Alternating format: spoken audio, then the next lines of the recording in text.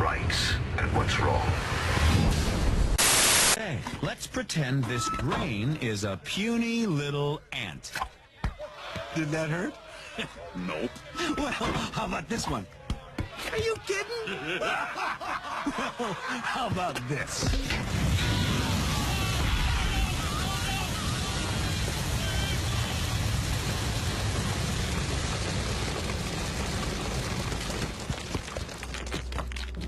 You let one ant stand up to us, then they all might stand up. Those puny little ants outnumber us 100 to 1. And if they ever figure that out, there goes our way of life. Part of their job to protect, to serve, and to commit perjury whenever it supports the state's case. Swearing on the Bible is just one more way of controlling people and keeping them in line, and it's one more thing that holds us back as a species. We may not live through the night. They're here. They're hostile. And powerful people don't want you to know. History is a lie.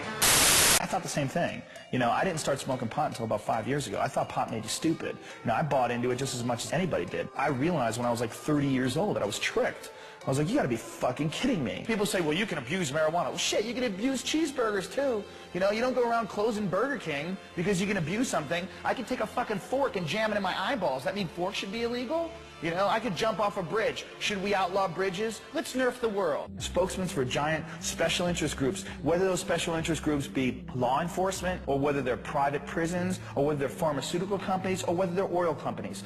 We have spokesmen for gigantic corporations that are trying to calm us and get us to press the right button in the voting booth. It's real simple. You put your loafers on, you put your black socks on, you get in your car, you have your briefcase, you say hi to your neighbors, he mows his lawn just like you do, and things keep moving along in the same direction they always have been. That's why marijuana laws exist. If people do drugs and they commit crimes along those drugs, they should in fact be punished.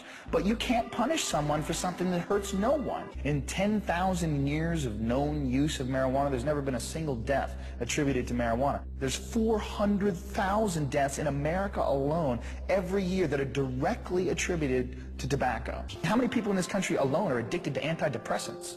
How many people who are on antidepressants really have imbalances, and how many of them just got off of a bad relationship and they're depressed? The people that have personality problems and the people that are going to be lazy and going to lose their job, they're going to lose their job anyway. They're not losing their job because of marijuana. That's just a lie. Great quote that life is a tragedy to those who feel and a comedy to those who think. And if you are a thinker and you look at the marijuana situation and you're not laughing, you're fucking dumb. It's a weird thing that you do when you make nature against the law. Can you say why America is the greatest country in the world? Diversity and opportunity. Lewis? Freedom and freedom. So let's keep it that way. Well, why is America not the greatest country in the world, Professor? That's my answer. You're saying... Yes. Let's talk about... Fine. Sharon, the NEA is a loser. Yeah, it accounts for a penny out of our paycheck, but he gets to hit you with it anytime he wants. It doesn't cost money. It costs votes. It costs airtime and column inches. You know why people don't like liberals? Because they lose. If liberals are so fucking smart, how come they lose so goddamn always? Hey. And with a straight face, you're going to tell students that America is so star-spangled awesome that we're the only ones in the world who have freedom?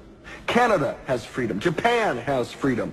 The UK, France, Italy, Germany, Spain, Australia, Belgium has freedom. So 207 sovereign states in the world, like 180 of them have freedom. All right. And yeah, you, sorority girl, just in case you accidentally wander into a voting booth one day, there's some things you should know. And one of them is, there is absolutely no evidence to support the statement that we're the greatest country in the world. We're 7th in literacy, 27th in math, 22nd in science, 49th in life expectancy, 178th in infant mortality, 3rd in median household income, number 4 in labor force, and number 4 in exports. We lead the world in only 3 categories: number of incarcerated citizens per capita, number of adults who believe angels are real, and defense spending, where we spend more than the next 26 countries combined, 25 of whom are allies. Now, none of this is the fault of a 20-year-old college student, but you nonetheless are, without a doubt, a member of the worst generation ever.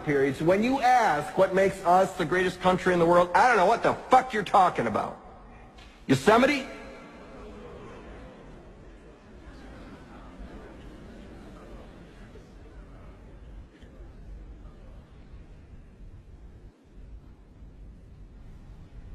Sure used to be. We stood up for what was right. We fought for moral reasons. We passed laws, struck down laws for moral reasons. We waged wars on poverty, not poor people. We sacrificed. We cared about our neighbors. We put our money where our mouths were, and we never beat our chest. We built great big things, made ungodly technological advances, explored the universe, cured diseases, and we cultivated the world's greatest artists and the world's greatest economy. We reached for the stars, acted like men. We aspired to intelligence. We didn't belittle it. It didn't make us feel inferior. We didn't identify ourselves by who we voted for in the last election, and we didn't scare so easy.